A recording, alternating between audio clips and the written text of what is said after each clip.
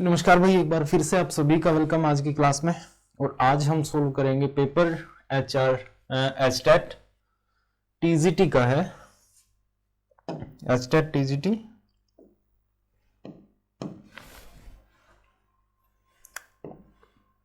Level 2 है आपका, TGT का 2019 का एचटेट है ये, ठीक है। और एक चीज आपने सुनी होगी कि लोग कहते हैं कि जैसे आपके पॉलिटिकल पार्टीज के कुछ वर्कर होते हैं जो आपस में लड़ते रहते हैं, बट उनके जो नेता होते हैं शाम को एक थाली में बैठ के खाते हैं। ये चीज आपने सुना होगा, ठीक है। सेम केस हमारे यहाँ पे कि हम स्टूडेंट्स जो हैं वो इस चीज पे लड़ते रहते हैं कि मुझे टीजीटी देना है, पीजीटी देना है, बट एग्जाम जो है आपके वो एक थाली में बैठ के खाते हैं। जैसे कल हमने जो सोल्व किया था वो आपका पीआरटी का था, एचटेट पीआरटी था 2019 था, ये टीजीटी का है 2019 का ही है। क्वेश्चन पेपर दोनों सेम है, चाहे अगर इसकी दो शिफ्ट होती, एक शिफ्ट में वो ले लो एक में वो ले लो, कोई फर्क नहीं पड़ता। पैटर्न सेम है, क्वेश्चन सेम है, लेवल सेम है। इसलिए मैं कहता हूं बार बार कि कभी इन चीजों पे झगड़ा मत किया करो कि मुझे कौन सा एग्जाम देना है। क्वेश्चन जो मिले सब बढ़िया है। चलिए शुरू करते हैं, ठीक है। क्वेश्चन नंबर 46 से स्टार्ट होती है इंग्लिश हमारी हर एग्जाम में। अच्छा,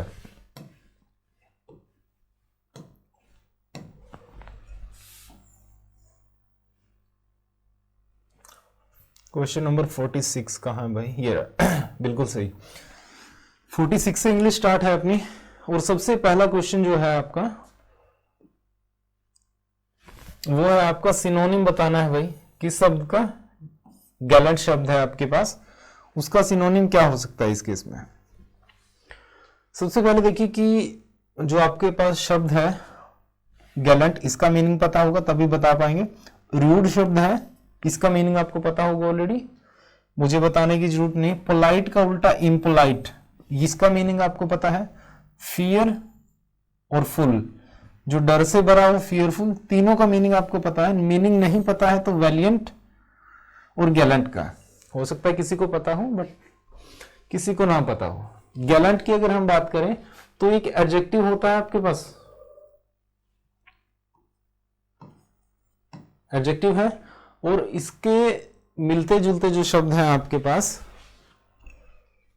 गैलेंट का मतलब होता है कि जिसमें डर ना हो, बहादुर हो, वीर हो। हिंदी में दो शब्द हैं आपके पास, वीर और दूसरा है बहादुर। इंग्लिश में बात करोगे तो ब्रेव एडजेक्टिव है, इसी का सिनोनिम है। वैलियंट एडजेक्टिव है, इसी का सिनोनिम है। गैलेंट का मतलब वीर, बहादुर, ब्रेव, इस सेंस में आप इसको यूज करते हो, और उसी का मतलब होता है ब्रेव या फिर वैलियंट। बताना क्या है? सिनोनिम बताना है। सिनोनिम आपका ये रहा, ऑप्शन नंबर 1। बिल्कुल आसान था ये, जिसको मीनिंग पता था उसके लिए आसान था, जिसको नहीं पता था तो अभी याद कर लीजिए भाई, आगे ना मिल जाए। क्वेश्चन नंबर 47 देखिए भाई। 47 में क्या है? Choose the correct model choose करना है। सम पीपल, कुछ लोग हैं जो कर सकते हैं स्काई, स्काई मतलब वो जो बर्फ पे चलने वाला, स्काई डाइविंग जिसको आप बोलते हो, बेटर देन अदर्स, दूसरों से कर सकते हैं। एबिलिटी दिखाई गई है कि कुछ लोगों की एबिलिटी जो है, कुछ लोगों में इतनी क्षमता होती है कि वो दूसरों से बेटर कर सकते हैं। एबिलिटी दिखाने का काम आपका मॉडल कैन करता है। आंसर कैन होगा आपका। उसके बाद 48 में क्या है? Fill in the blank with appropriate preposition का क्वेश्चन है। ये भी कल भी मैंने कहा था कि भाई क्वेश्चन पूछे जाते हैं, मॉडल्स में से पूछ लेता है कई बार प्रेपोजिशन। दो टॉपिक एचटेट के फेवरेट हैं, ढंग से पढ़ के जाइए, क्वेश्चन मिल जाएगा। I paid the bill dash cash, जो कैश में उसने बिल पे कर दिया, ठीक है। जब आप ये चीज देखते हो कि कोई चीज आपने पे की है तो उसके लिए प्रेपोजिशन होती है आपके पास बाय और दूसरी होती है इन। बाय चांस यहाँ पे लक अच्छा था स्टूडेंट्स का कि यहाँ पे बाय का ऑप्शन नहीं था आपके पास। विद कैश नहीं दोगे, एट कैश नहीं दोगे, फॉर कैश नहीं दोगे। मैक्सिमम स्टूडेंट इसका आंसर करेंगे 1 इन, और जो सही है इन कैश। बट मजा तब आता जब यहाँ पे किसी ऑप्शन को काट के, जैसे 4 को काट के वो यहाँ पे बाय ऑप्शन दे देता, बाय कैश। फिर भी तो सही होता भाई, देखने में तो फिर भी लगता कि बाय कैश आया, बट ऑप्शन गलत होता, फिर भी इन कैश ही आना था, क्योंकि बाय के बाद जब आप लिखते हो तो उसका सोर्स लिखा जाता है कि जिस चीज को आप पैसे में कन्वर्ट कर सकते हो। जैसे अपने कार्ड से पेमेंट की है तो बाय कार्ड लिख दीजिए, आपने किसी और मीडियम का यूज किया है, चेक से पेमेंट की है, बाय चेक लिख दीजिए, कोई दिक्कत नहीं है। बट जब कभी भी आपने पेमेंट कैश में की है तो फिर बाय कैश नहीं आता भाई, इन कैश आता है, क्योंकि कैश जो है खुद ही एक सोर्स है, उसके लिए कोई सोर्स यूज नहीं किया जाता। जैसे चेक का आपने यूज किया, चेक को कन्वर्ट करके कैश करवा सकते हो आप, चेक सोर्स था आपका।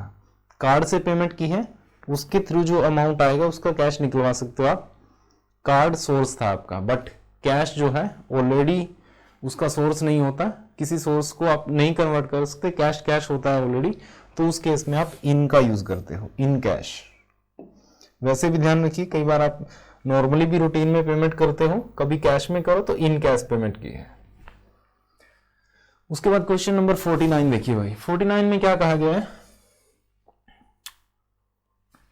ये चीज बताइए कि जो एक आदमी है, कोई भी इंसान, जो वो मैनिश है हैबिट से, मतलब है तो वो आदमी बट हरकतें उसकी औरतों जैसी हों, तो उसको क्या बोलते हो आप? उसको बोलते हैं एफेमिनेट, एफेमिनेट। बाकी 3 ऑप्शन बचे हैं, कभी एग्जाम में कभी और ना पूछ ले। आर्सोनिस्ट क्या होता है? ये शब्द बना आपके आर्सन से, आर्सन एक शब्द होता है आपके पास। ये छूट क्यों रहा है भाई बीच में, सीधा खड़े होके लिखें फिर। आर्सोनिस्ट जो बना है आपका, ये बना है आर्सन शब्द से। रुक जाओ भाई, रुक जाओ।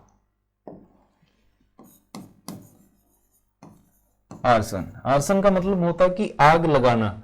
अच्छा, आग लगाने के भी 2 तरीके होते हैं। एक तो लोग वो होते हैं जो बातों से आग लगाते हैं, कहते हैं इसने आग लगाई होगी। एक वो लोग होते हैं जो सच में आग लगाते हैं। जो सच में आग लगाएं उसी को आर्सन बोला जाता है, उस प्रोसेस को। और आग लगाने वाले इंसान को आर्सोनिस्ट बोला जाता है।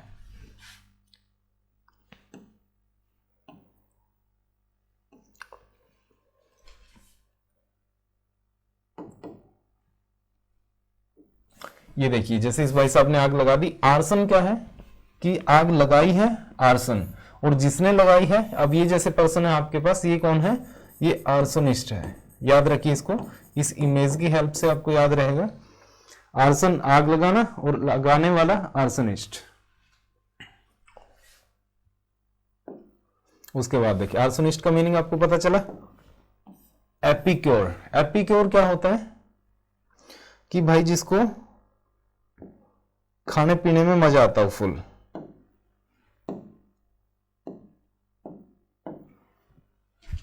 जिसको खाने पीने में मजा आता हो एपिक्योर बोलते हैं उसको। ये रहा एपिक्योर, खाना और पीना, जिसको इन चीजों में आनंद आए उस चीज को हम बोलते हैं एपिक्योर। एफेमिनेट हो गया आपका। फियल्टी क्या होता है? फियल्टी होता है कि भाई जब कोई ईमानदारी दिखाए, किसी ने किसी अपने मालिक के प्रति वफादारी दिखाए कोई, उस चीज को हम बोल देते हैं फियल्टी।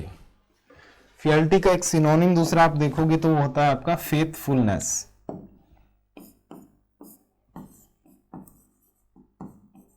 फेथफुलनेस, उसी को हम बोलते हैं फियल्टी।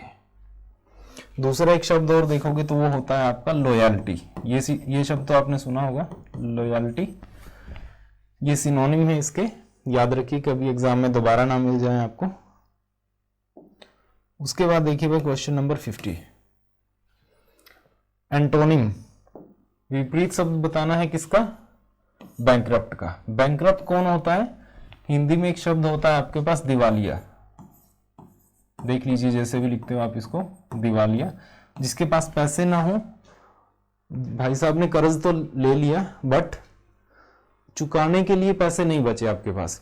ये एक शब्द था जो बड़ा यूज हुआ था विजय माल्या के टाइम पे, जब वो भागे थे, भगोड़े बने थे, तो बैंकरप्ट हो गए थे, दिवालिया हो गए थे। उस केस में बड़ा पढ़ा है मैंने ये न्यूज़पेपर में। रुक गए हो भाई? ठीक है। दिवालिया शब्द होता है बैंकरप्ट के लिए।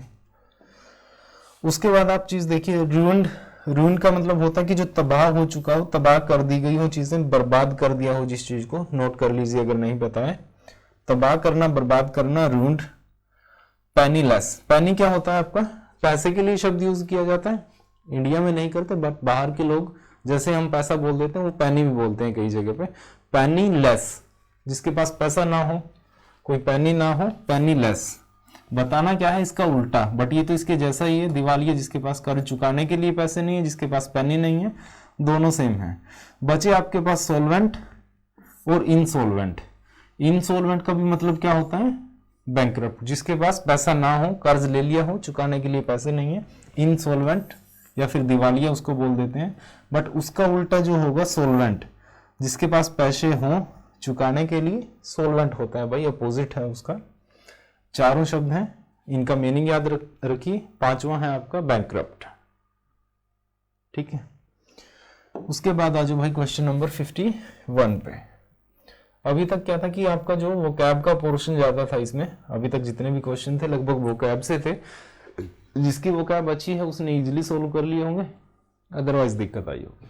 आगे ग्रामर का पोर्शन आता है आपका, चलिए देखते हैं एक बार।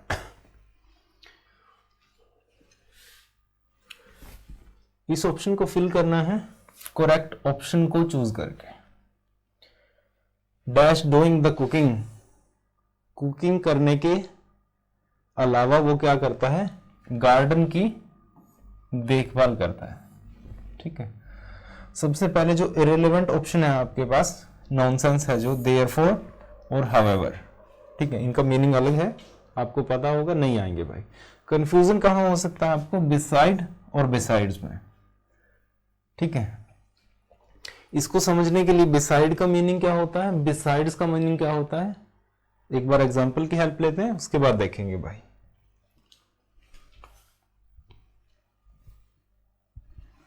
देखिए, ही पार्क्ड हिज कार, उसने उसकी कार पार्क की थी। बिसाइड या बिसाइड्स, दो ऑप्शन है आपके पास। माई बाइक, मेरी बाइक के।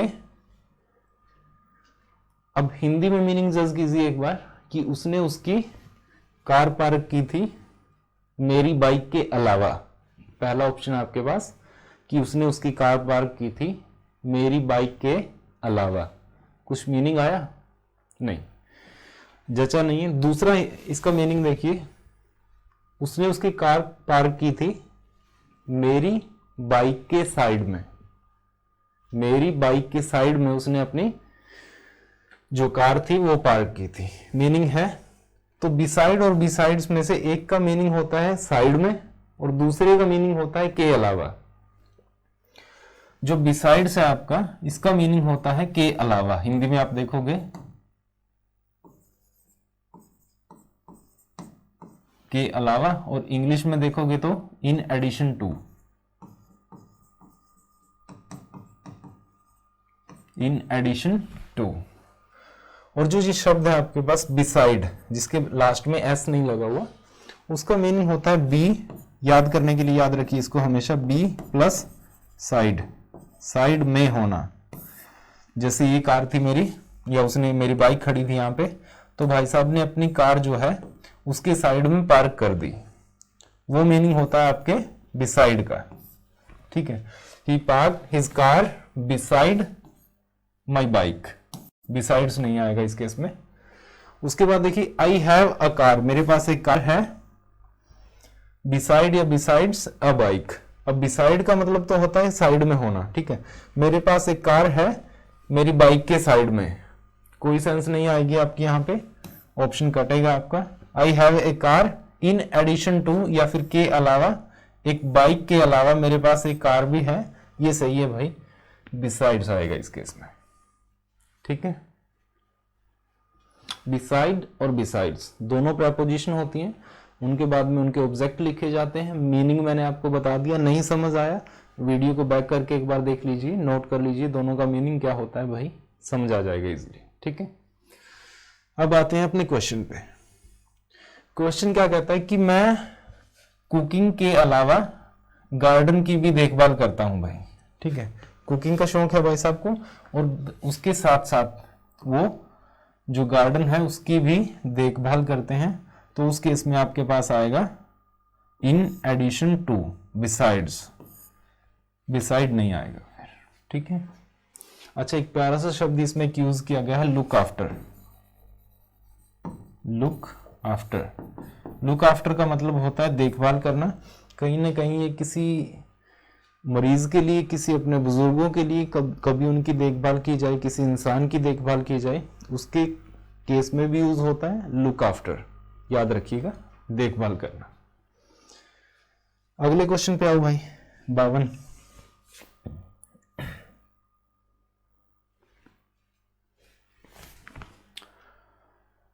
इनडायरेक्ट स्पीच है, डायरेक्ट स्पीच है, चेंज करना है, जैसा भी है। नरेशन का क्वेश्चन है, द टीचर सेड, यहां से स्टार्ट कर लो, चारों ऑप्शन आपके पास आ जाएंगे, छोटा करना पड़ेगा भाई। ये लो,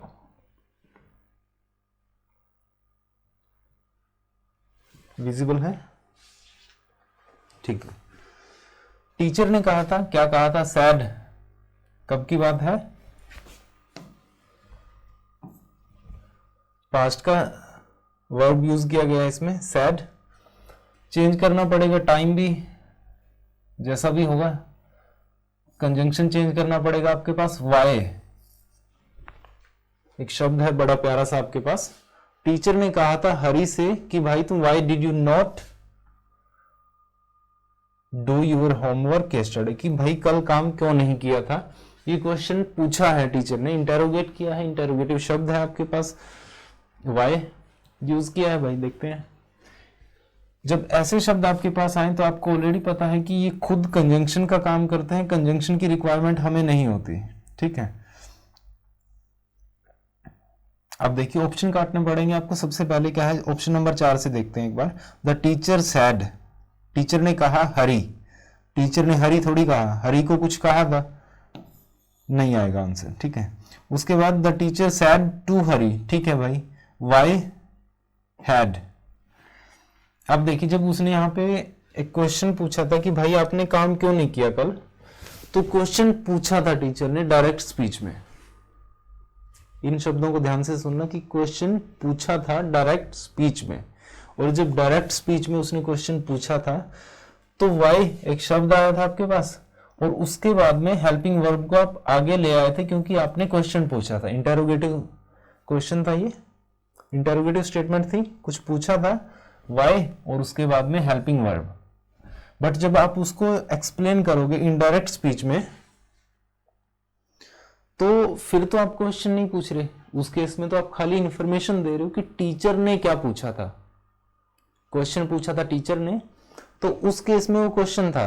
बट जब आप किसी को बता रहे हो इनडायरेक्ट स्पीच में तो आप क्वेश्चन नहीं पूछ रहे भाई, आप तो इंफॉर्मेशन दे रहे हो उस क्वेश्चन की जो टीचर ने पूछा था। कंसेप्ट नरेशन का है। एक बात और, अगर आपको ग्रामर कम आती है या फिर ग्रामर आपने पढ़ी नहीं है अभी तक, तो शायद चीजें समझ में भी ना आए आपको, तो ग्रामर पहले पढ़नी जरूरी है भाई। सिलेबस एक बार कंप्लीट कीजिए अपना, उसके बाद ये जो क्वेश्चन है कुछ नहीं है इनमें, इजीली सॉल्व कर पाओगे आप, ठीक है। अब देखिए क्वेश्चन पूछा था, वाई था, और उसके बाद में हेल्पिंग वर्ब थी। बट जब आप इस चीज को इनडायरेक्ट स्पीच में बोलोगे तो वाई क्या होगा आपका, कंजंक्शन होगा, कंजंक्शन है, और कंजंक्शन के बाद में उसका सब्जेक्ट लिखा जाएगा फिर, और फिर वर्ब आएगी, ठीक है। कंजंक्शन है, फिर सब्जेक्ट है, फिर वर्ब है। अब देखिए वाई, जहां जहां कंजंक्शन है, चौथा ऑप्शन आपका कट चुका है, यहाँ पे वाई कंजंक्शन है, उसके बाद में सब्जेक्ट आना चाहिए था बट वर्ब लिखी हुई है, ऑप्शन कटेगा आपका। उसके बाद इस क्वेश्चन में देखिए वाई कंजंक्शन है, वर्ब लिखी हुई है, सॉरी सब्जेक्ट लिखा हुआ है, वर्ब नहीं है, सही है भाई, हो सकता है। उसके बाद पहला क्वेश्चन देखिए, ऑप्शन जो है पहले ऑप्शन में फिर आपके पास वाई कंजंक्शन होना चाहिए था, और उसके बाद में सब्जेक्ट लिखा जाना था, यहाँ पे लिखा हुआ है वर्ब आपका, तो ऑप्शन नंबर 1 भी आपका कटेगा, बचेगा सिर्फ सेकेंड, ठीक है।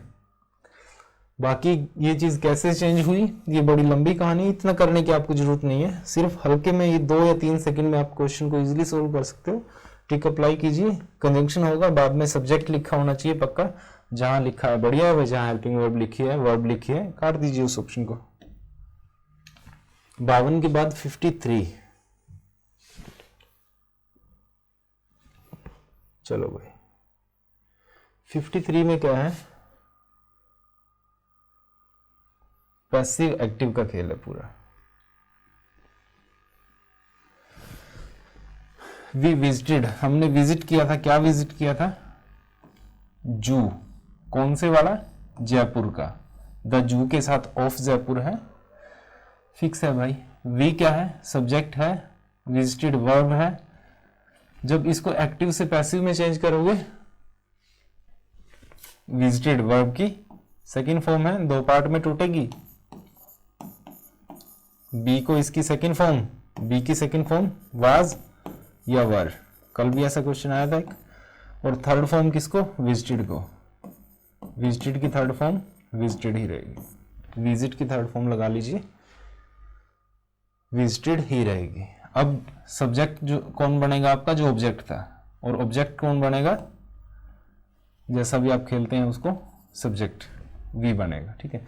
ऑब्जेक्ट जो था आपका द जू, ये सब्जेक्ट बनेगा, इसके अकॉर्डिंग जो वर्ब आएगी आपकी सिंगुलर आएगी, वाज वर नहीं आएगा। वाज विजिटेड, देख लीजिए कहां पे लिखा है, वर विजिटेड नहीं है भाई, वाज विजिटेड लिखा हुआ है, वी वर विजिटेड, हमें थोड़ी विजिट किया गया था, जू को विजिट किया गया था हमारे द्वारा। The zoo of Jaipur was है, उसके बाद बेइंग कहां से आया, कॉन्टिन्यूस फॉर्म थोड़ी थी उसमें, कोई ऑप्शन काटा आपके पास, तो बचा आपके पास option number second. On last Sunday the zoo of Jaipur was visited by us. दूसरा इसने क्या किया कि एडवर्ब है ये, कब विजिट किया था, लास्ट संडे को, इसने एडवर्ब उठा के स्टार्टिंग में पटक दी। अगर ये ऐसा ना करता, आप सिर्फ इसको खेलिए, इसको चेंज कीजिए जैसे करना है। ऑन लास्ट संडे क्या था, लास्ट में पड़ा था, लास्ट में पड़ा रहे, मुझे उससे भी कोई दिक्कत नहीं है। ऑन लास्ट संडे अगर लास्ट में पड़ा होता तब भी ऑप्शन सही था ये, अब स्टार्टिंग में लिख दिया तब भी ठीक है। चार ऑप्शन है आपके पास, बचा एक ही है, ठीक है। अब आ जाओ नेक्स्ट क्वेश्चन पे भाई।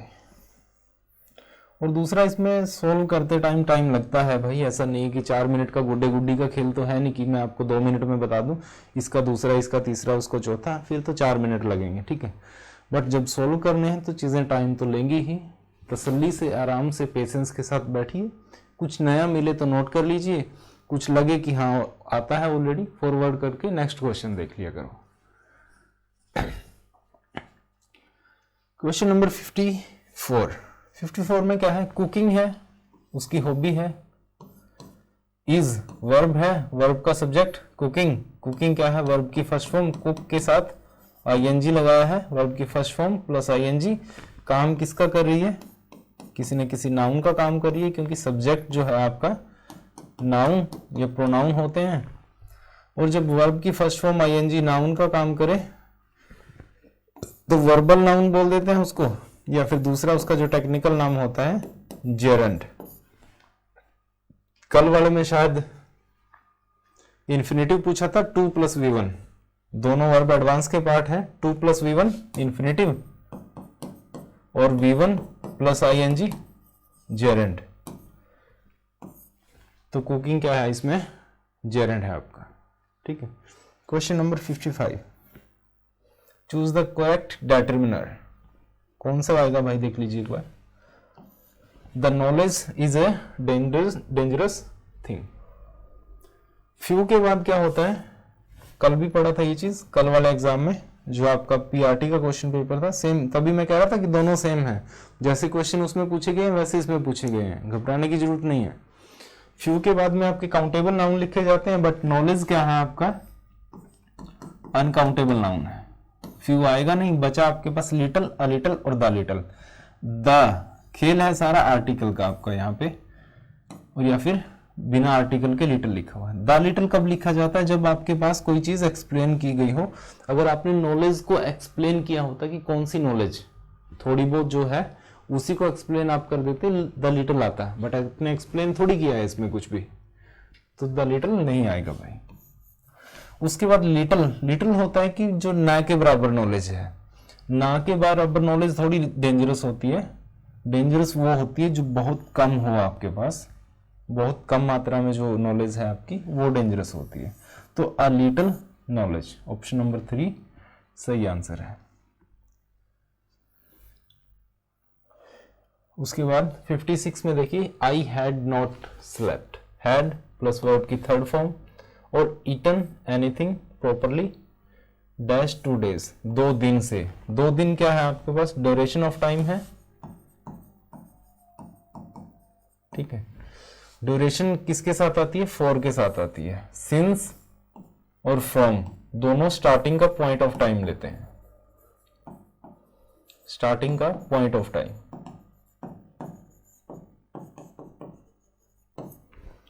इनकी कोई सेंस है नहीं, सिंस और फ्रॉम के बाद पॉइंट ऑफ टाइम चाहिए था, बट यहाँ पे फॉर है, ड्यूरेशन ऑफ टाइम इसके साथ आएगा। ऑप्शन नंबर 4 सही आंसर है आपका, ठीक है। दूसरा एक वहम जो होता है, बच्चों वाली बात होती है कि फॉर और सिंस जो आते हैं वो आते हैं आपके परफेक्ट कॉन्टिन्यूअस टेंस में। ये वहम है भाई, निकाल दीजिए, पढ़िए ढंग से टेंस को। बिना फॉर और सिंस के भी आपका कोई दूसरा टेंस आ सकता है जहां पर आपको परफेक्ट कॉन्टिन्यूअस टेंस नहीं मिलेगा, और कई ऐसे भी एग्जांपल मिलेंगे जहां पे टेंस तो आपका परफेक्ट कॉन्टिन्यूअस होगा, बट टाइम जो है वो फॉर या सिंस करके दिया भी नहीं होगा। तो बी मैच्योर, चीजों को ढंग से पढ़िए। आपके पास यहाँ पे फॉर और सिंस का यूज तो किया गया है, 2 दिन थे, फॉर का यूज किया है, बट टेंस थोड़ी है आपके पास परफेक्ट कॉन्टिन्यूअस। परफेक्ट टेंस है, कोई दिक्कत नहीं है। 56 के बाद 57 देखिए भाई, कल पढ़ा था आर्टिकल हेडमास्टर के साथ भी है, सेक्रेटरी के साथ भी है। कल सिंगल था, एक आर्टिकल था, दोनों चीजों के लिए था, एक आदमी की बात थी। आर्टिकल 2 चीजों के लिए है, 2 इंसानों की बात है। हेडमास्टर अलग है आपके पास, सेक्रेटरी अलग है, 2 इंसानों की बात है, तो वाज तो आएगा नहीं यहाँ पे, और वर बीइंग की कोई सेंस नहीं है, खाली है आपके पास वर। वो प्रेजेंट थे, वर बीइंग करोगे तो उनको प्रेजेंट किया जा रहा था, उनको थोड़ी प्रेजेंट किया जा रहा था, वो खुद प्रेजेंट थे, तो वर प्रेजेंट होगा, ठीक है। क्वेश्चन नंबर 58 देख लीजिए भाई। Did you not dash about the world Atlas.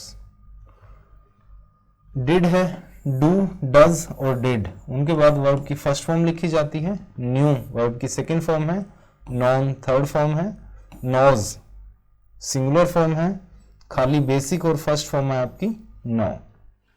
Answer 3 आपका। 59 देखिए भाई, आवर पेरेंट्स हैव रेज्ड, इस ऑप्शन को रिप्लेस करना है, कौन से वाले से कर सकते हो आप, आवर पेरेंट्स हैव रेज्ड अस, हमारे पेरेंट्स ने हमको बड़ा किया है, पाल पोस के, पालन पोषण करके बड़ा किया है, उस केस में आपके पास रेज जो शब्द है उसका यूज हुआ है, ठीक है। और जो ब्रॉट अप होता है, इसका मीनिंग भी होता है चीजों को ऊपर लेके जाना, बट ऐसा नहीं है कि सेम सेंस मिलेगी आपको, सेम मीनिंग मिलेगा। कल भी मैंने कहा था कि मिलता जुलती हो सकती हैं चीजें, बट सेम डिटो नहीं मिलेंगी भाई, ठीक है। ब्रॉट अप बड़ा करना, या बड़ा जो इस सेंस में यूज किया गया है, पाल पोस के बड़ा करना, उसके सेंस में यूज होता है ब्रॉट अप, बिल्कुल सही ऑप्शन है इसका। उसके बाद ब्रॉट डाउन, ये होता है ऊपर से नीचे लेके आना, ये छोटा करना, किसी चीज को गिरा देना जमीन पे, नोट कर लीजिएगा मीनिंग अगर नहीं पता है। ब्रॉट आउट, ब्रॉट आउट होता है किसी चीज को रिवील कर देना, मतलब प्रकट कर देना, किसी के सामने ले आना, उस केस में ब्रॉट आउट का यूज करते हो आप। रिवील, ठीक है। ब्रॉट बाय, ब्रॉट बाय होता है किसी एक चीज को किसी दूसरी जगह पे लेके आना, या किसी के सामने लेके आना, किसी इंसान को एक जगह पे लेकर जाना या लेकर आना, उस केस में आप ब्रॉट बाय का यूज करते हैं। जैसे एड में नहीं आता है कई बार, ब्रॉट टू यू बाय, कि आपके पास लेकर आया है, कौन लेकर आया, फिर उस चीज को बता देते हैं, ब्रॉट बाय लेकर आना, ठीक है। ऑप्शन 1 जो है आपका इसका सही आंसर है। लास्ट क्वेश्चन है आपका 60, स्पेलिंग है भाई कमिटेड की, इजिली कर पाओगे इसको तो आप। डबल ई नहीं आता भाई, 2 ऑप्शन कटे आपके पास। सिंगल टी भी नहीं आता, ऑप्शन आता है आपके पास डबल एम और डबल टी कमिटेड। ठीक है, इजी था। एक बार कुछ ना समझ में आए तो भाई देख लीजिए, एक बार प्लीज रिवाइज करके देख लीजिए, आपको आसानी से समझ आएगा। और ऐसे ही क्वेश्चन पेपर आपको मिलते रहेंगे। कोशिश रहेगी कि हर रोज या फिर एक दिन छोड़ के एक क्वेश्चन पेपर तो मिल जाए आपको। ठीक है, थैंक यू भाई।